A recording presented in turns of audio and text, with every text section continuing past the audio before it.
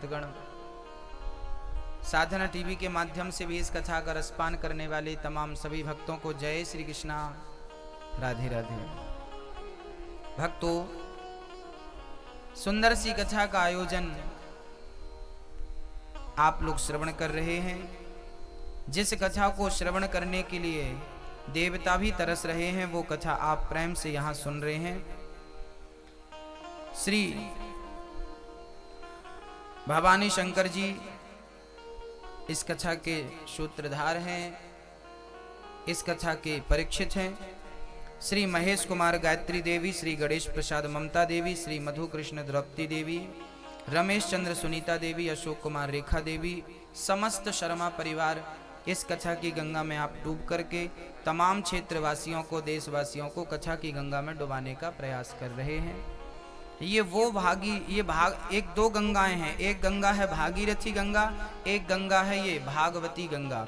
भागीरथी गंगा में डूब गए तो मर गए, और भागवती गंगा में डूब गए तो तर गए। वो मार डालेगी और ये तार डालेगी। वहां डूब जाओगे तो घर परिवार वाले रोएंगे कि मर गया, और यहां डूब गए तो 21 पीढ़ी तर जाएगी। गंगा में डूबोगे तो अकेले आपका ही कल्याण होगा, पर यहां डूब जाओगे तो 21 पीढ़ी का कल्याण हो जाएगा।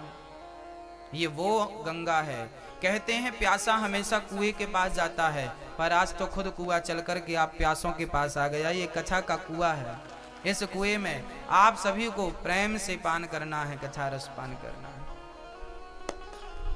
एक सज्जन कुएं के पास चले गए लोटा लेकर। भाई कुआं, हमें पानी दे दो।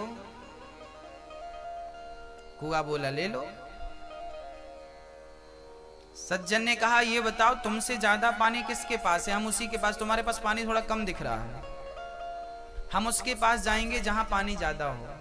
तो कुआं ने कहा हमसे ज्यादा पानी तालाब के पास होता है, जाओ तालाब के पास।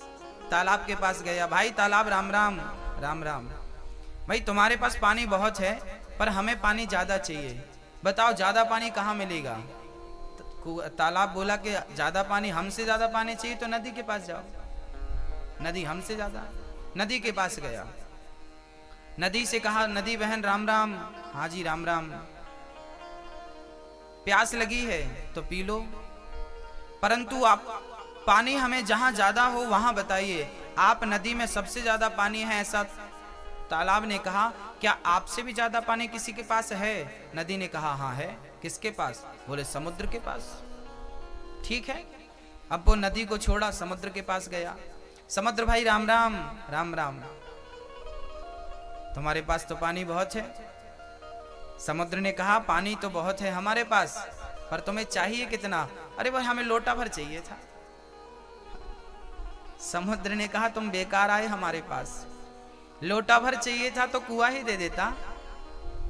हमारे पास पानी तो बहुत है देने को, बस आप अपना पात्र देखिए कि आपके पात्र में शक्ति कितनी है, थामने की क्षमता कितनी है। ये गंगा तो, कथा की गंगा तो सागर जितनी बड़ी है। भक्तों, आप अपना पात्र देखिए कि आपके पास पात्र कितना है इस गंगा में जल को धारण करने का। आपके हृदय में ज्ञान को, भक्ति को, वैराग्य को धारण करने का आपका पात्र कितना बड़ा है।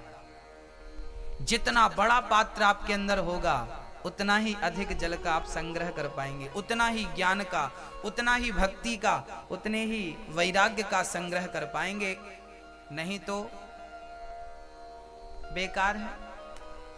समुद्र के पास जाना बेकार हो गया। हाँ बोलो राधे राधे। भक्तों, कल की कथा में हमने सुना कि राजा परीक्षित को 7 दिन में मरने का श्राप लगा। सच कहता हूं, राजा परीक्षित को जब श्राप लगा तो राजा परीक्षित थोड़ी देर के लिए डर गए। क्या करें क्या करें, 7 दिन में मरना है।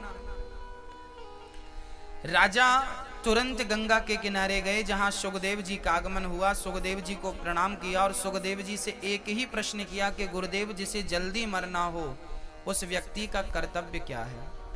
उस व्यक्ति को क्या करना चाहिए जिससे जल्दी मरना हो?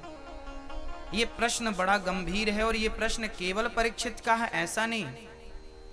ये प्रश्न आपका, हमारा, सबका है ना?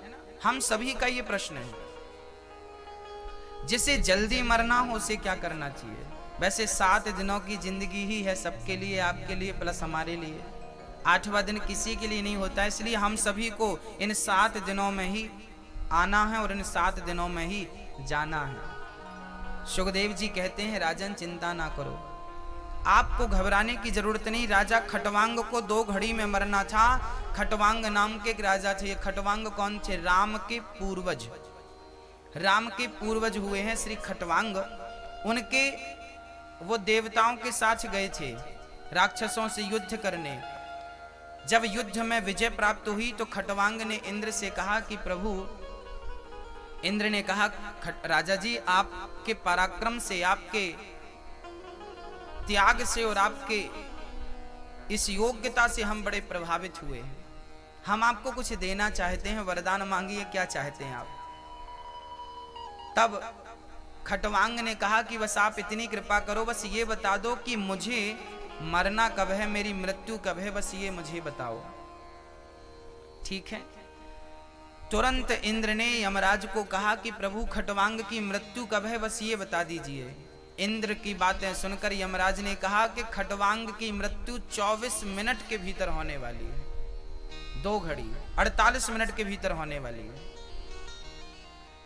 आपके पास केवल 48 मिनट शेष बचे हैं, 2 घड़ी बची हैं। अब राजा इंद्र की बातें सुनकर खटवांग तुरंत स्वर्ग से मृत्यु लोक आ गए। व्यवस्था की गई, जल्दी से मृत्यु लोक आए और वो गंगा के किनारे पहुंचे राजा खटवांग। और उस 48 मिनट में उन्होंने क्या किया कि अपने मन को अपनी पत्नी से हटाकर, अपने पुत्र से हटाकर, अपने धन से हटाकर, अपने राज्य सिंहासन से हटाकर, अपने अहंकार से हटाकर, काम से, क्रोध से, लोभ से, मोह से हटाकर और अपने मन को 48 मिनट के लिए राम के चरणों में आपने लगा दिया, नारायण के चरणों में आपने अपना मन लगा दिया। केवल भगवान के चरणों का चिंतन करते करते 48 मिनट बीते, सुंदर सा विमान आया और भगवान के निज धाम को चले गए। ये मोक्ष का साधन है, मोक्ष का उपाय है कि आप मरने के पहले, ये भागवत आपको क्या सिखाएगी 7 दिनों तक? ये भागवत आपको यही सिखाएगी कि इन 7 दिनों में आप अपने मन को पत्नी परिवार से हटाकर गोविंद में लगाएं। यदि मन आपका भगवान में लग गया तो मेरे द्वारा कथा सुनाना सार्थक हुआ, आपके द्वारा कथा सुनना सार्थक हुआ। और आपका मन यदि भगवान के चरणों में नहीं लगा तो आप 1000 बार कथा सुन लीजिए, कोई अर्थ नहीं। आप अधिक सत्संग करिए, पर आपका मन भगवान के चरणों में यदि नहीं लगा तो सत्संग करने का अर्थ नहीं है मेरी माँ, भैया जी। इसलिए भागवत क्यों आई है आपके बीच में? केवल ये समझाने, ये बतलाने के लिए कि समय हो चुका है भगवान के चरणों में मन लगाने का। देखिए ना, बूढ़े बूढ़े लोग यहाँ, हमारे दादाजी लोग बैठे हैं, बूढ़ी बूढ़ी मेरी माँ बैठी हैं। मैं आप लोगों से निवेदन करता हूँ, आपके पास अभी बहुत टाइम है। खटवांग के पास तो केवल 48 मिनट थे, आपके पास तो 48 दिन भी हो सकते हैं। आपके पास तो अभी 10 साल भी हैं, 5 साल भी हैं, आपके पास तो लंबा समय है। आप अभी से अपने मन को संसार के विषयों से हटाना शुरू कर दीजिए। अभी से प्रयास करेंगे तो हटेगा, नहीं तो आखिरी वक्त तक हट नहीं पाएगा। फिर वही आपके मन के कारण आपकी अधोगति होगी। उसी मन के कारण फिर पुनरपि जननम, पुनरपि मरणम, पुनरपि जननी जठरे शयनम, फिर जन्म, फिर मृत्यु के जो गोल सर्कल है, गोल चक्कर है ना, इसमें ही हम उलझे रहते हैं। कई जन्मों से उलझे हैं, अभी तक हमें खबर नहीं है कि कितने जन्म हो गए इस मोह माया के चक्कर में। कितने जन्म हो गए हमारे, कितने जन्म बर्बाद हो चुके हैं इस कामनाओं के कारण, फिर भी हम समझने को तैयार नहीं। क्या करें भक्तों, अभी भी आपके पास समय है, जाग जाइए। राजा परीक्षित सुखदेव जी से कहते हैं, प्रभु मैं क्या करूं कि मेरा उद्धार हो जाए? सुखदेव जी बोले, चिंता ना करो, जिसे जल्दी मरना हो उसे एक बात का विशेष ख्याल रखना चाहिए। बोले क्या ख्याल? बोले कम सोना है, कम खाना है। वरीयाने से ते प्रश्न कृतो लोकहितम नृपा, हे राजन, आपने जन कल्याण के लिए बड़ा ही उत्तम प्रश्न किया है। निद्रया ह्रियते नक्तम व्यवायेन चवावया दिवाचार्थे हया राजन कुटुंब भरणेन वा। सबसे पहले तो निद्रया ह्रियते नक्तम, अपनी निद्रा का परित्याग करो। कम से कम जितने बूढ़े लोग बैठे हैं आप कम सोइए, सुबह जल्दी जाग जाइए, क्योंकि अब एक दिन ऐसा आएगा कि सोना ही है, और उस नींद में जब सोएंगे ना तो कोई उठा ना सकेगा। कबीरा सोकर क्या करे, कबीरदास जी कह रहे हैं, कबीरदास जी गा रहे हैं कि कबीरा सोकर क्या करे, उठ कर जपो मुरारी। एक दिन तो है सोवना लंबे पैर पसारी।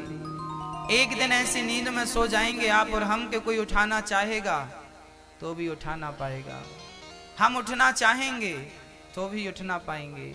अभी से सोने का अभ्यास ना करिए। उठ जाग मुसाफिर भोर भई, अब रैन कहाँ तू सोवत है। जो सोवत है वो खोवत है, जो जागत है वो पावत है। ये बुढ़ापा, बाल पक गए, दाढ़ी पक गई, दांत गिर गए, ये समय सोने का नहीं है, ये समय जागने का है। अभी नहीं जागे तो याद रखना ये मानव का तन निकल गया, जीवन समाप्त हो गया, जाग नहीं पाओगे। कितने जन्म और होंगे तो भी नहीं जाग पाओगे। ये मानव का देह पाकर नहीं जाग पाए तो क्या कुत्ता बिल्ली का शरीर पाके जाग पाओगे? हाँ, जाग जाइए, कम सोइए। तो क्या करें जाग कर? बोले बस भगवान का चिंतन करिए, चिंतन करते करते सोइए, चिंतन करते करते जागिए और भगवान नाम का प्रचार करिए, भगवान नाम का सहारा लीजिए।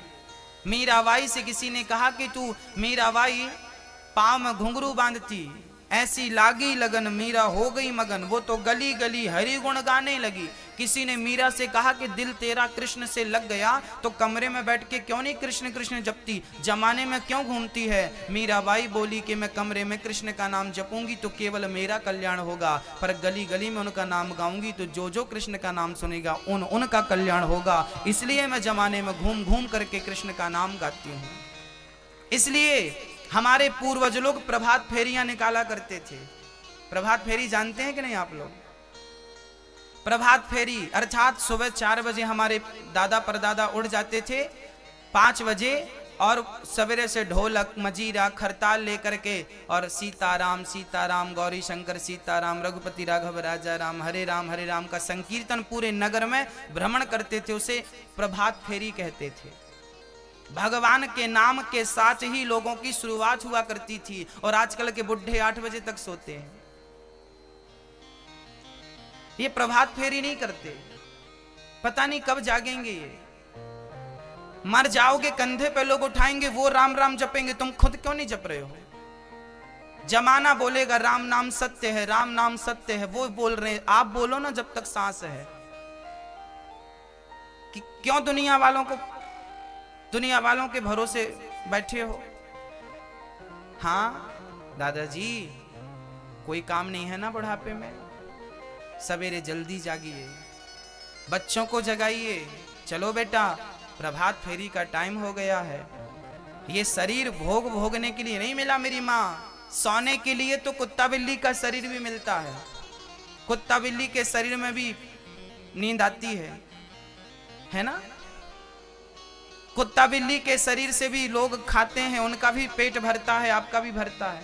कुछ काम ऐसे हैं जो आप करते हैं तो वो भी करते हैं। देखिए, आप लोग पेट भर के खाते हैं ना तो कुत्ता बिल्ली भी पेट भर के खाते हैं। आप लोग सोते हैं ना तो कुत्ता बिल्ली भी बढ़िया से सोते हैं। आप लोग बच्चे पैदा करते हैं ना तो कुत्ता बिल्ली भी बढ़िया से बच्चे पैदा करते हैं। बच्चे पैदा करना, पेट भर खाना और सोना, ये बहुत बड़ी बातें नहीं है। ये कुत्ता